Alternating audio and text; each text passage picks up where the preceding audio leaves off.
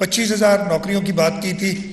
NHA वज़ीर साहब से और NHA और जो सेक्रेटरी मवासलात से ये रिक्वेस्ट के बल्कि डिमांड है कि ये नौकरियां लोकल्स को देनी चाहिए जो 25,000 इस इलाके में होंगे।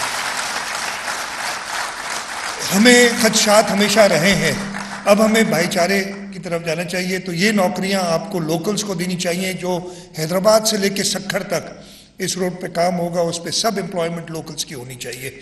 ये 3 मेरी रिक्वेस्ट थी। 2-3 चीज़ें और जिक्र हुआ तो मैं ज़रूर कहूँगा। फ्लड्स, प्राइम मिनिस्टर साहब बहुत शुक्रगुजार हैं आपके।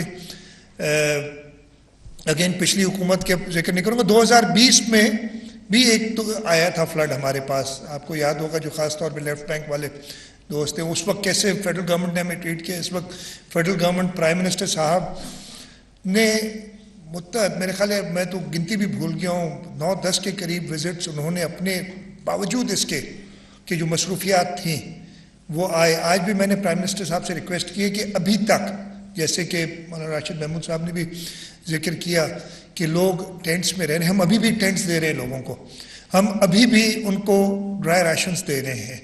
जिनके जहाँ पानी निकल गया, अभी भी तकरीबन कुछ डिस्ट्रिक्ट्स ऐसे हैं जहाँ पे 40% पानी अभी भी है।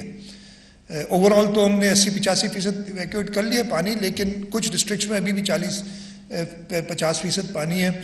जहाँ पानी नहीं भी है वहाँ घर नहीं है, तो हमें उनके लिए टेंट्स, खाने की सहूलत देनी पड़ती है। प्राइम मिनिस्टर साहब से मैंने आज रिक्वेस्ट की और प्राइम मिनिस्टर साहब ने कबूल किया कि अगले हफ्ते विजिट उन इलाकों का और करेंगे जहाँ पे अभी तक फ्लड का पानी नहीं निकला है।